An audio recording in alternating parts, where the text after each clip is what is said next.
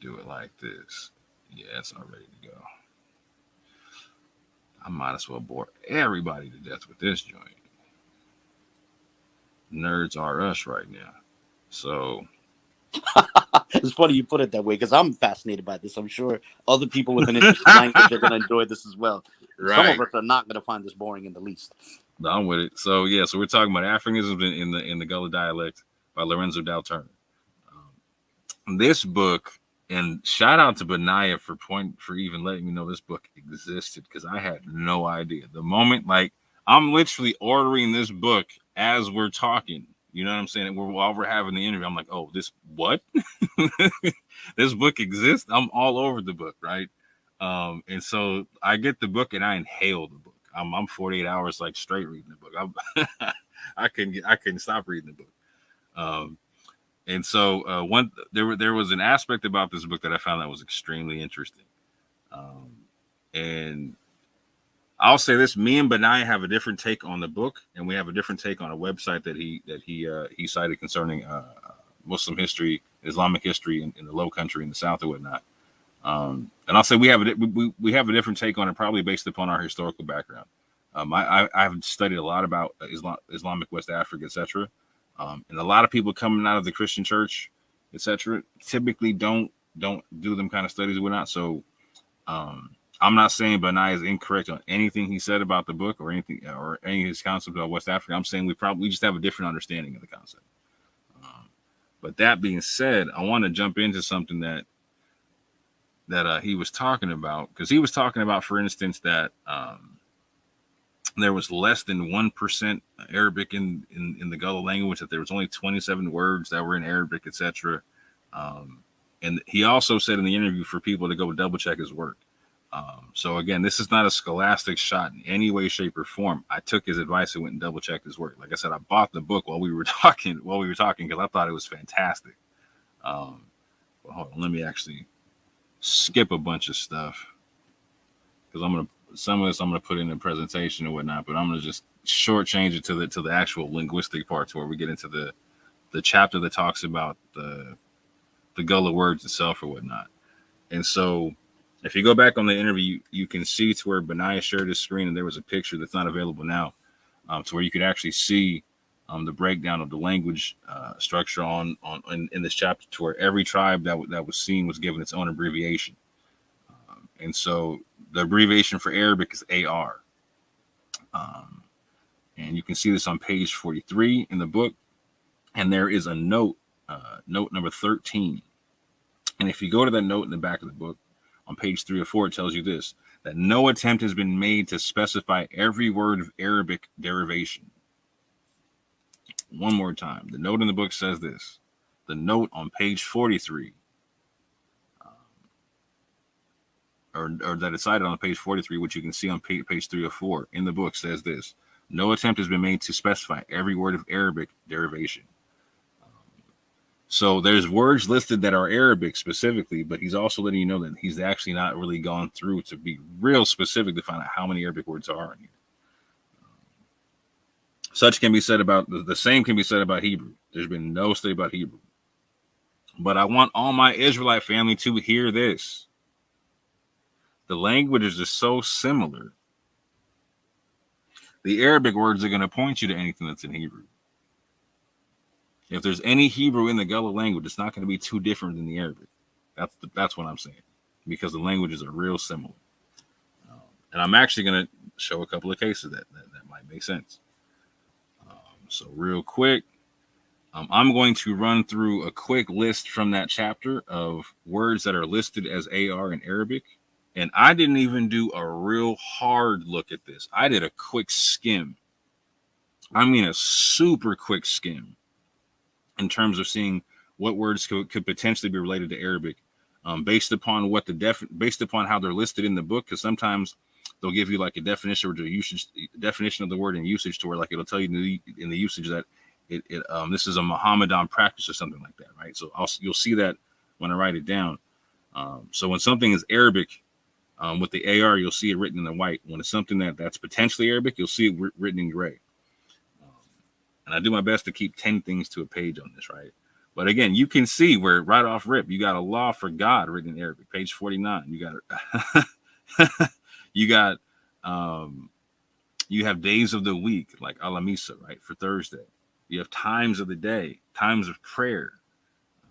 You have words for grain. And I want this. This is a good example. Like in Hausa, you have a word for grain, alkama, right, for wheat and grain in Arabic, page 50. Same page, Bambara, you have the same word, but it's not written for Arabic. So, like the note says on 13, not all the Arabic words were looked at this. It was like he's almost pointing people to go do further research on this and go clean it up a little bit. But not to bore everybody. Hold on, real quick. I got a hunch. Go ahead. That last one's interesting because even though you can see the definite article in there for an-nabi, you know, right? And see, that's one of the words too, like nabi, right? To where you have a similarity in Hebrew and Arabic, to where like the word for prophet is very similar in both. So again, just because something's in Arabic, like again, it's not going to be too different in Hebrew. Like so, there's a large study that really needs to be done on certain stuff if you feel like there's Hebrew in the Gullah language. Well, one thing I would say is that two things I would say. That A at the beginning of it implies Arabic, implies the Arabic definite article. But of course, the disclaimer that has to be put out there is this would never be a knock against. It tells us nothing about someone's lineage. Because obviously we know from like Judeo-Arabic and stuff like that, there were plenty of Jews all over Africa using Arabic, you know. So I think that's definitely Arabic because it's right. Well, at least it seems that way. And Nabi, it seems to be the implication. Right. And when he looked at it, he did say he thought it was Arabic, right? Like so there's certain times where he definitely says it's Arabic, but he seems like he didn't do a super like big comparison as to what else was Arabic, right? Hold on. Yeah, there we go. What I want to glean from this page. Oh, this is what I want to glean from this page.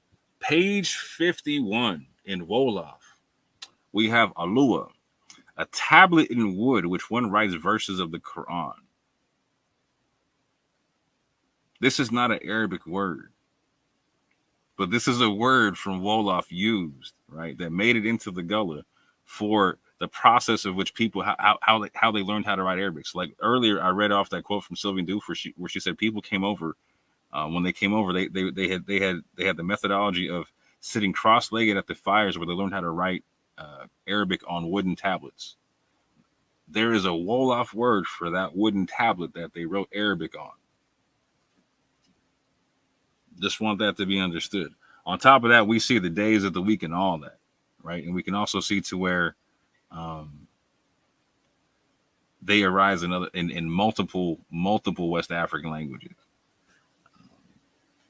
Is there anything you want to comment on that real quick before I change the page? No, just I'm loving. It's funny that you put out the days of the week. I'm loving this because I'm actually thinking about making a video discussing the days of the week in this is barely related, but in Amharic and Tigrinya, because there's this interesting situation in Amharic where the numbers differ in Amharic from the numbers in other Semitic languages, yet their words for the days of the week sort of tie back in with the other Semitic languages, like the numbers from those other Semitic languages. Like for example, the Amharic word for one is and, which is different from the word for one in other Semitic languages. But yet the word for Sunday, for the first day of the week, is ehud, you know, which ties in with ahad, ahadu, and ge'ez. Sorry, forgive the segue, but the point is I'm loving this just because I've been thinking about days of the week in different Semitic languages and how they connect with numbers and stuff like that, because I'm thinking of doing a video on Amharic for that. But anyway, I'm sorry, forgive me. No, you prove my point. See, so I think a lot of people get curious about your intention in terms of why do you get involved with all this stuff, and what's your attachment to caring about what Hebrew Israelite stuff and blah blah blah blah blah. And I'll be real with you, I had a lot of the same questions for a long time, and then I recognized I talked to you about Lashon Kadash once, and I just in like a whole file of your mind opened up, and you just started unloading stuff. I was like, oh, okay, like you're a straight language nerd, got you. Like that was your end.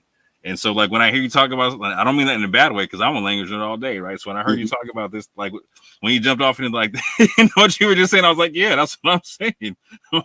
my G is all about the language. He took a few semesters in some language stuff and applied that to a whole, like how many different scripts can you read?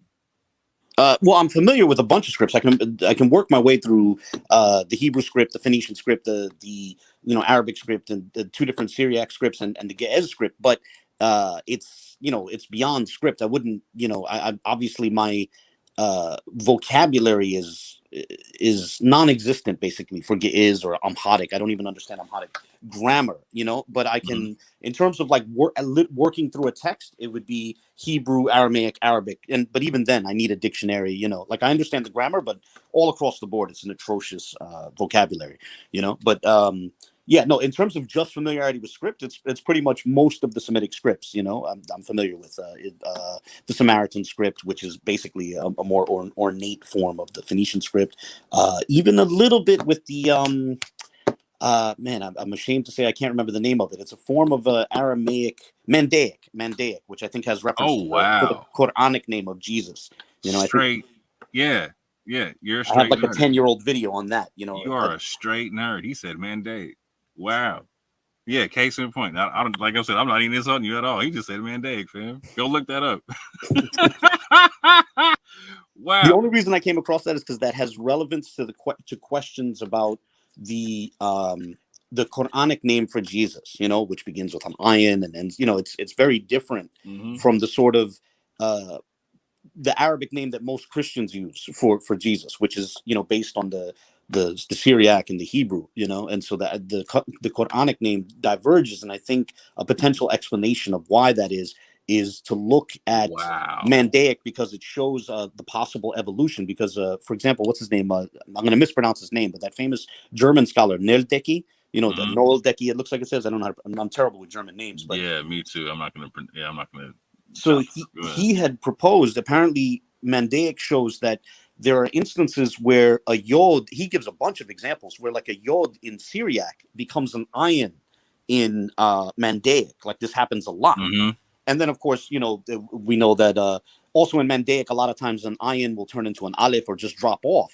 And once you have that, you can easily get from Yasur to Isa, because then, you just have to, you need that initial ya to turn into an ayin, which is what happens with the Quranic name of Jesus, and then the ayin at the end drops off. Like it seems so different at first, but once you take into account what happened when things went from Syriac to Mandaic, you can suddenly see a possible line of evolution that leads us from Yeshua or Yasua or whatever unto the Quranic name Isa. That's the only reason I ever got into Mandaic, because it was part of my, from like a decade ago. I have a video on that, on the name of Jesus, and that Mandaic helps to explain how that might have happened. It gives us a natural explanation, because I think a lot of people polemicize against the Quranic name, for Jesus, but there is a plausible natural explanation, and it becomes the plausibility of it becomes more obvious when a person gets into Mandaic. Sorry for the segue. Oh no, because see, this is how you know we're both geeks and nerds, right? Because I'm stopping myself from like bringing out an argument for Isa in the Quran, like a whole bro, I'm stopping myself from geeking out too, right? So, but that's what I'm saying, fam. I recognize the language nerd in you because I got the same language nerd in me, right? You just we both just geeked out over the whole man, Dave, Isa, out of nowhere, right? Out of nowhere. But we could probably talk about that for an hour. That's the cold part, right? But that's what I'm saying. Like it took me a minute to recognize. Like, oh, okay, you're just about the language stuff. Like it's fun for you. I got you. It's fascinating. It really is. The nexus of the different Semitic languages is fascinating. Facts. But going further, because I'm losing everybody. I know. Yeah, sorry about that. I'm gonna mute myself now. No, you're good. We had to geek out for a second. It was bound to happen at one point, fam. So I wanted to point out as well, so we have non-Arabic mentions to the companion of the prophet on page 51. We also have non-Arabic in terms of it being phrased that way by the author. We have comments of the mother of Muhammad, also amen, and so be it, Amin or Amina, right? Depending on how it's being understood in Mandingo. Going further, we have again in Bambara, Amina as Amen in page 51.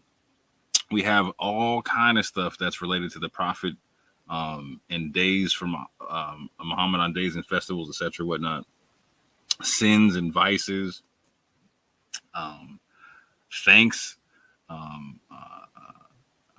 bilahi. Like these are terms that you hear in common stuff, like bilahi or whatnot. Bilali, the first Muezzin, the son of Ali, etc. All kind of stuff on page 64. There's all kind of references to this stuff, right?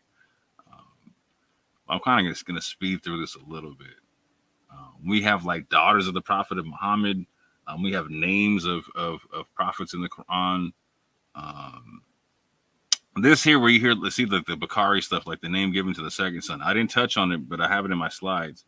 Like in the book, it actually talks about naming traditions amongst different tribes of Africans, and it talks about how the Muslims do it in different tribes, like the Yoruba, the Mandingo, etc. It talks about the Islamic naming practices of these tribes coming over in this book.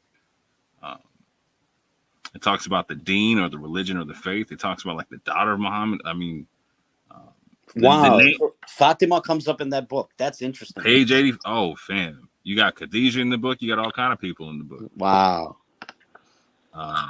Oh, wait. Hold on. I gotta go back. So I was showing you the word for the writing tablet. Here is the Arabic word for ink on page 71. Being introduced by the Bambara.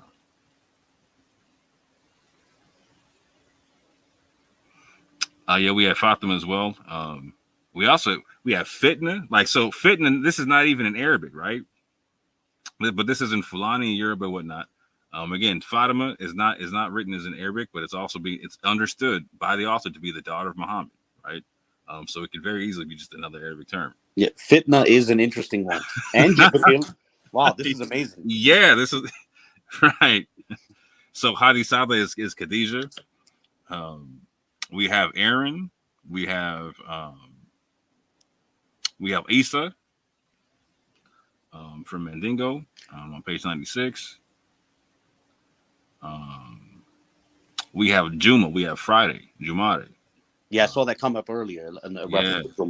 And we also see again to where, like, again, we see Jumo in Mandinka, which is Friday, but it's not classified as Arabic. We have again Kadisada, which is the first Khadijah, the first wife of Muhammad. We have the Kafri, basically degraded heathen used by Mohammedans. Like, these are the disbelievers. Again, this is not classified as Arabic. This isn't great. This is not one of the so-called Arabic words, but this is obviously of Arabic derivation. Again, the Mende have one. The Hausa, Kafiri, same concept, strictly a non-Muslim, etc. Page 103. Here we go. Bambara, Kailamu, a pen for writing. Again, that's definitely Arabic. So if you know the concept like kalam or whatever, like the concept of word or whatever, the word for pen in Arabic is very similar to the word for word, but kalimu it's an Arabic writing pen on page 104. So again, that's also kind of significant when you understand the concept of ink and also the writing board, etc., used for learning Arabic. This is all documented in this book of Gullah, the Gullah language and whatnot. You have the word Khalifa, which is there, which is used for which when you understand the Islamic naming practices in the book, it breaks down how the sons in certain tribes are named after different caliphs or whatnot. So like the first son would be named after the first caliph, the second son would be named after the second caliph, all kind of different stuff or whatnot. I'll break that down in a whole different video or whatnot. There's the Arabic word for turban, all kind of stuff. Anyway, all kind of stuff there. Let me see what we got here. Oh man, we got stuff for morning prayers. We got Muslim festivals. We have Medina, a city in Arabia. We have the Maghrib prayer. What else we got? We have Mary in Bambara and Mandingo, as in Miriam. And like, again, that's definitely like the Arabic form. Well, not that it's only used that way, but you can see to where it's actually both. We have Mesira, which is Egypt, which that's interesting because that could actually be from Hebrew or Arabic. But you'll see this term here a lot, like Mole or Male or all kind of stuff. It's just a term for Mohammedan. That's in like multiple languages. Let's see what else we got here. We have a Moriba, which is a Muhammad hermit or a saint. And this is something to understand, which is very significant, because in that chapter 4 in Servants of Allah, there was a lot of marabouts marabouts that were taken in slavery. These are Islamic teachers, people who were highly proficient in the ways of Islam, who taught Islam, who were like the imams basically in the area. And so we also find them being represented in the Gullah language. We see Musa in the Mandingo, in the concept and whatnot, but that's not, again, it's not even classified as Arabic. But we have Sadaka in Arabic, and this becomes real big, particularly in the fact that it's in Hausa and Fulani, because this becomes part of the tradition of the people actually in like Sapelo Island, etc., whatnot, to where they actually make Sadaka cakes or Sadaka cakes, to where they give alms to on the first of the month or whatnot, where they would make rice cakes with honey. In a tradition from West Africa, found amongst West African Muslims, where they would make sadaka cakes made out of rice and honey, etc. So that's actually part of the Gullah culture itself on Sapelo Island. They have Safa in Hausa, which is a mountain in Mecca. And again, all the stuff in gray is me skimming through this in 48 hours in one weekend. And just like I said, in one or two skim throughs of this, because it was 4,000 Gullah words. I wasn't going to do that more than a couple times. But if I really sat down and really wanted to compare and contrast what the Semitic potential words are in here, oh, there's a lot, fam. There's a lot. Let's see. We got the last prayer of the day in Arabic. We have, let's see, the act of prostrating. We have sajda. Sajada. That's not, but again, not classified in Arabic on page 153. We have Salah, a Muhammadan prayer in the Vai language. Shout out to all my people that say Salama. So from now on, I want y'all to recognize, for all my family that says Salama to me, I'm going to say Salamu to you back. Right? So in Hausa, we see where Salama is the tranquility, a greeting coming from Arabic. We see that their response in Hausa was Salamu, reply to the greeting in Arabic, from page 154. So for all my family that says salama, you typically hear me see me say salam back, but I'm saying salamu back. The little house on it right quick. But we have 2:00 prayers. There's a lot of stuff. We have fasting. We have meals before the fasting type stuff. Again, we have Seli and Mende, which again is a form of Salah, which again is not classified as Arabic, but we obviously could.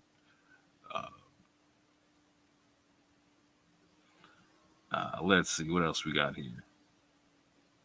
We have a Sidi or a Sayyid, anyone who claims descendancy of Muhammad. This is in page 159 of the book, on the chapter about the Gullah language. We have Sidr, like for road, like Surat al-Mustaqim, 160. We have Siyaka for Isaac on page 160. We have Satan or Satan, an evil spirit, in Arabic, 163. We have the words for Monday. I thought this was interesting. The same word that they use for Monday is a day corresponding to the Sabbath in page 168, which is something I'm going to jump into in terms of Jews that had to change their practices when going to different places in Africa on a whole nother video. But they got a tobe or a thobe. They had a garment for the Mohammedan, etc. They got a whole bunch. Hold on, what I missed? Was it Wallah there? Yeah, here we go. That's the one. We got the Wallah right there. A board used by Mohammedans in writing. Again, in Yoruba. In Bambara, same word. Small board of Mohammedan students, page 176. And when it's not me interjecting this word Mohammedan in these definitions. These are from the book, family. Every time you see Muhammad or Mohammedan, that's from the book, family. Let's see here. We have a Wasi as a Mohammedan sermon. We have, again, another division of the day, which is very important in Arabic concepts, because you have the day broken up for prayer, etc., whatnot. We have Yahya. We have John the Baptist, page 185. We have La Illa. Oh God, he used weather. You know what's interesting regarding Yahya and then earlier Isa, that these aren't just Arabic; they're specifically Quranic names for these figures. And that's also part of the naming part. So there's the chapter before this in the book breaks down how the different tribes have different naming traditions and whatnot. And that's actually the Quranic names are part of the naming traditions of different tribes. So different ones do it different. Like some of them will do after the caliphs or whatnot, and some of them do them after different people in the Quran and whatnot. But yeah, again, you'll see it again. You see Job, Ayuba. You see Adamu, right? You see Ali, the name given to the fifth male child, again having to do with the nephew of Muhammad, etc. Now, this is one that I thought was interesting. This Saut, to move around the Kaaba, a religious ring dance. This is page 202. Now, this is huge. So in the video, so you clipped up the Muslim tour guide Amir. I forgot his last name. Torre, Amir. Yeah. Torre. There you go. You clipped up his video, but at the there was a portion that you didn't get in your version, to where, like, if you actually listen to the whole Facebook video, he actually talks about the ring shout and how the fact that the ring shout was actually their version of going of performing Hajj because they couldn't go to Mecca. And so it says in the book that the ring shout, the term for ring shout, is based off of an Arabic term saut, to move around the Kaaba as a religious ring dance. And so even the ring shout concept. So we hear people talk about, like, well, there is no Islamic songs or Arabic songs in the song tradition of the Gullah, etc. The ring shout tradition in and of itself is Islamically based, or based off of Semitic concepts, because Hajj is not just an Islamic concept. Making Hajj to Mecca is not just an Islamic concept. The concept of making Hajj or Hagag is also in Hebrew. So the Israelites would make Hagag to Jerusalem, which and the word Hagag also means to circumambulate. Just to be clear. And not only that, circumambulation is while it's not so explicit in the biblical text, it's very common within, like, the rabbinic literature. Like, for example, at the end of Hoshana Rabbah, they go specifically 7 times counterclockwise around the bima in their synagogues. You know, so but yeah, you can also see that, like, so for instance, when they circumambulate around Jericho in the Bible or whatever, to get a concept of it. And there's even rabbinic literature that talks about them making circumambulations within the precincts of the temple. You know, so yeah, it definitely has a place within Jewish thought. You know, right. And so again, just to be clear, the concept of the ring shout, though, was even by the author of this book is said to be from an Arabic concept, an Islamic concept. Again, which makes total sense when you understand. Now, either whether you're Hebrew or also whether you're an Israelite or a Muslim, right? Whether you practice from a Jewish tradition or from an Israel or from a Muslim tradition, the concept of you making Hajj or you performing it. Hajj also means the concept of festivals, right? And it's same thing in Hebrew and whatnot. So, like, you performing your festivals, you having your festivals and whatnot, it's similar in both traditions and whatnot. And the truth of the matter is, I'm going to say this: if I was a practicing Israelite, I would actually really want to be around a place like Sapelo Island, to where, like, there was a Muslim who was in charge. Because, so let's say, so just so people understand, like, for 4 months out of the year, there were no Europeans on Sapelo Island and most of the islands in the Low Country because of mosquitoes and whatnot. And so a lot of people don't recognize that the Low Country was like, it was left to us for 4 months out of the year, which I'll touch on in a later video, having to do with the potentiality of it being a benefit to the Underground Railroad or whatnot. But one of those aspects is, like, so if I was going to choose to be anywhere, if I had the choice, I would love to be under a Muslim if I was going to be a practicing Jew who was running an island, because my religious ceremonies wouldn't be too different from their religious ceremonies. Not only that, their Quran actually has them uphold my religious ceremonies. So my Sabbath, my festivals, all them type of things. But that's a topic for a whole nother video. I would like to also point out at the bottom of the page, we have the Bismillah in Bambara and in Mandinka on page 205. Is there anything you'd like to comment on this page before I change this page? No, sir. Fascinating, though. But no, sir. And again, brother Benaya, if you are willing to have the conversation, I'm always willing to the door is always open for the conversation we were scheduled to have, because I would love to talk about this book a bit more. But along those lines, we have the Gullah tribes that brought Arabic words. So I went and I went through the book and I wrote down every tribe that was found to submit an Arabic word. When I say Arabic, I don't mean what was in the gray. I mean what was in the white that had the white parentheses AR. Those words that were in the parentheses written by the author as Arabic were 45 Arabic words in total. I do believe Benaiah said there was 27. Again, there's 4,000 words, and you gotta really look through it. So I don't blame my man for missing a few. But I went and double checked it. I actually double checked it twice. But there is 45 Arabic.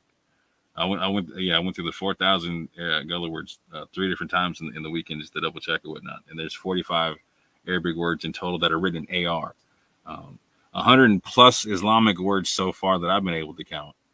And when I do the word count altogether, out of the 4,000 words in Gullah, around 2,200 were submitted by people, by the 10 tribes who had also submitted Arabic words. And of those tribes, the ones with the stars by their name, the Fulani, the Hausa, Mandinka, Mandingo, the Wolof, and Yoruba, they were actually very literate in Arabic itself. They had the Arabic script amongst their tribe.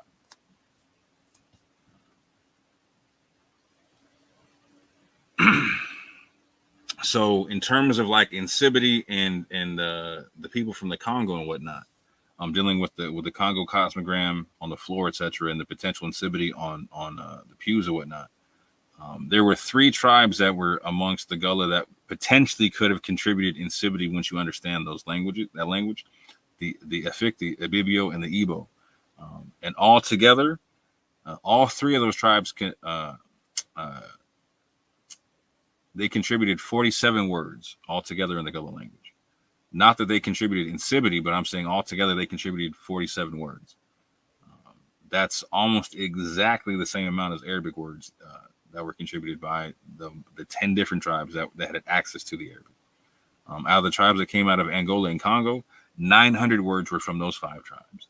And we have the Congo, Kikongo, Kimbundu, I'm gonna chop this up. My mouth is dry. Hold up. Chiluba and Mbundu, right? Let me get some water right quick.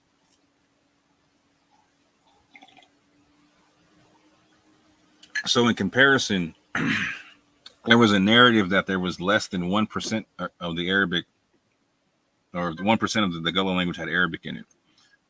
In fact, it was being said it was like 0.0006 or 006, something like that, 007, something like that. Whatever 27 divided by 4,000 is. And so just as these are the numbers that I came up with, and again, I could be wrong. So please double check my work. And my methodology for this was like, so when it came down to the Efik and when it came down to, or the people who contributed insipidity and the people, the times that like Arabic was used, I got real meticulous, real super meticulous and wrote down every time I saw one of their words. When it came down to what I'm showing over here, were like the 2,200 Gullah words, or the 900 Gullah words, or the etc. Like with the big number, I took the first tribe that was listed that had the word, and I took the first tribe and left it from there. There would be multiple tribes that had that could have a similar word or whatnot, but 9 times out of 10 they were from the same region. And they weren't seen to have. You were going to find a word from the Yoruba amongst the people in Congo, etc., whatnot. So it wasn't too hard to separate things out. So in order to save time, instead of going through all of them meticulously, I took the first word or the first tribe that was mentioned and categorized that word from their language group and whatnot, from their area and whatnot. So either it was amongst the 10 tribes, the 5 tribes, or the 3. So in that sense, I wasn't as meticulous as I was with the Arabic, where I definitely made sure I got every entry or the words that came from the three tribes that potentially could have contributed in Sibity, because I got every entry for them. And so I'll also say this: when it came to the words for the people of Angola, I rounded up to 900, and for the people, the 10 tribes that contributed Arabic, I rounded down to 2,200. So I'm trying to be as charitable as possible with my numbers and whatnot. But for what I see here, again, there's 45 words in Arabic, which came down to 1.125%, which is almost the exact same with the amount of people or amount of words that came in from people that contributed the Insibity. So if you're saying that Insibity is on the pews, based upon the amount of Arabic that's found amongst the Gullah, it's also equally likely that Arabic is also on the pews. Like I said, I saw at least, from my count, like 111 different potentially Islamic words, and I didn't even get meticulous with it, fam. I didn't even get meticulous. If I got super meticulous with it, I would have found a lot more. But what I found was 2.5%. And again, with my count, the 10 tribes that had access to Arabic contributed 2,200 words to the 4,000 words of the Gullah language, which is 55% of the language. The Angolans, the Angolans and people from the Congo, they contributed 900 words out of the 4,000, which equals up to 22.5%. Again, we have the three tribes that contributed in Sibity with 47 words. That comes out to 1.175%, almost the exact same as the Arabic. This is, by the way, this is also significant because some had put forth the argument that the Gullah strictly came from Angola, which had a negligible Muslim presence. But what you're seeing here is that quite a bit of the language got contributions from people who came from areas that had significant Muslim presences. Mm-hmm. And it's true, there was a large population amongst the slaves that were from Angola and from Congo and whatnot. However, particularly when it comes to understanding the South Carolina and Georgia and the Low Country, they were searching for slaves that were coming from the rice coast of Africa, i.e. from like the Senegambia to Nigeria, because particularly with South Carolina and particularly with South Carolina, again, like the major port being Charleston and whatnot. Like if you were getting slaves in Georgia, they were coming from Charleston. In that area, rice became their main crop, in the sense that like rice made South Carolina one of the richest states, if not the richest state in that time period. And so they needed people who were proficient in growing rice. So a large part of the Gullah and Geechee culture is the fact that they know that they come from the rice coast of Africa. In fact, they've actually taken trips, and I'm going to show this on other videos. They've taken trips back to Africa and actually compared and contrasted their language to people in West Africa and the rice coast, and you can see where they overlap in Sierra Leone, etc. Their food, their language, their customs, all kind of stuff. So not that people didn't come from the Congo, but the fact of the matter is the Geechee culture is largely based off the rice coast of West Africa, from the Senegambia, and like Sierra Leone and all that type of stuff to Nigeria. Going forward. On top of that, there was this concept of, again, there were some people who were trying to put a narrative on the Fulani or the slaves that were known in America to be proficient in Arabic, because most of them were Fulani and whatnot.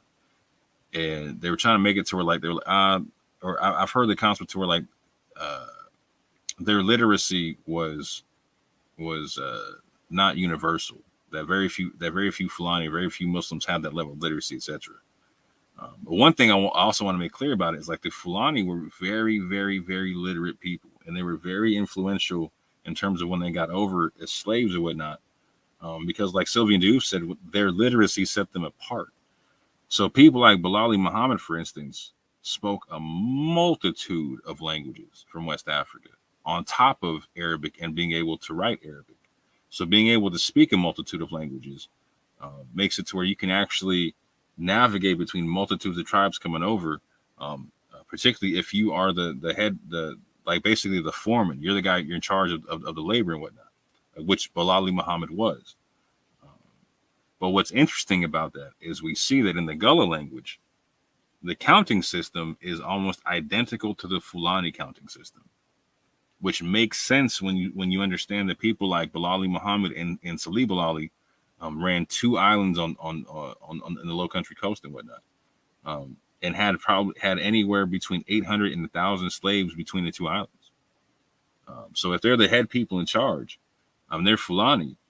They speak multiple languages and whatnot, and they're having the people work underneath them in a universal fashion and whatnot. It makes sense to where they learn the Fulani counting system. The people that learn the Fulani counting system to work with.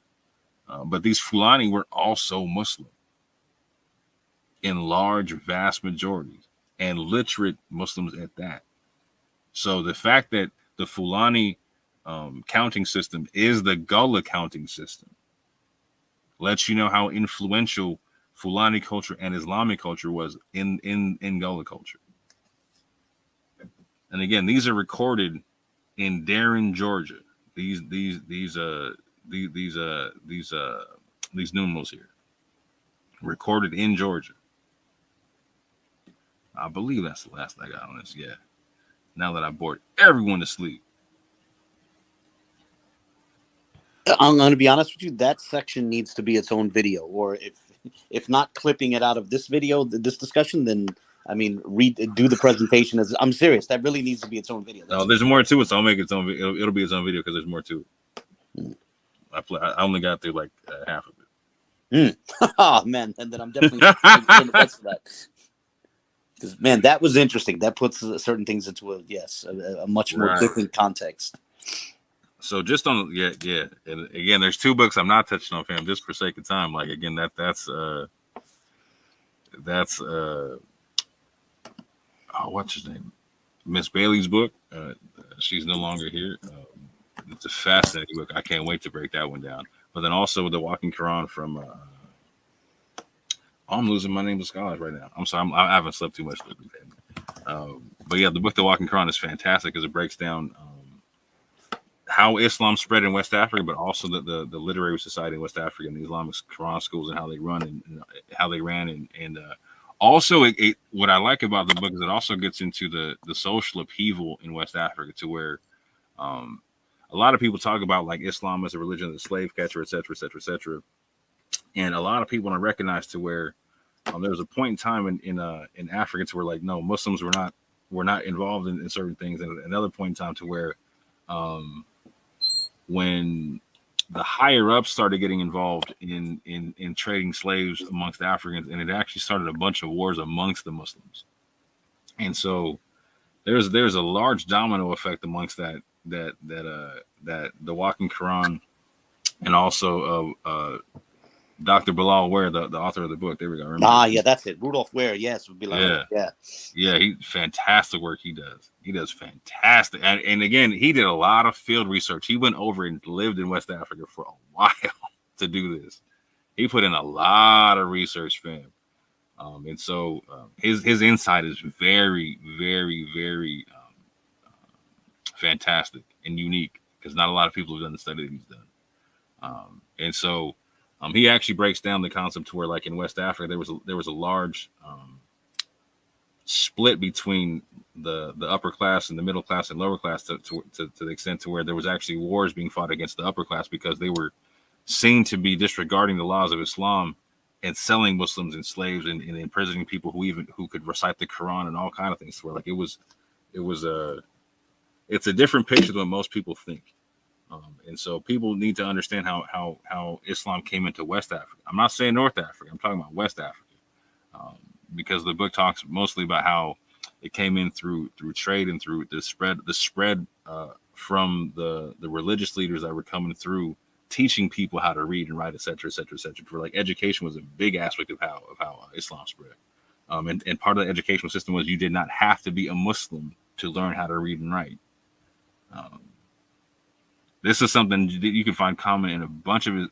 Like, so you could go to like Al-Andalus and find this amongst the Muslims there, to where you did not have to be a Muslim to learn how to read and write. You could go to a free public school and learn that. A free public school in Al-Andalus, in a city, for instance, in Cordoba, in a city where they had the largest population in the world at the time of 1 million people, right? You didn't have to be a Muslim to go to the schools to learn how to read and write for free. But anyway, that's a whole nother boring topic that I'll get into in a whole nother time. Any thoughts, brother man?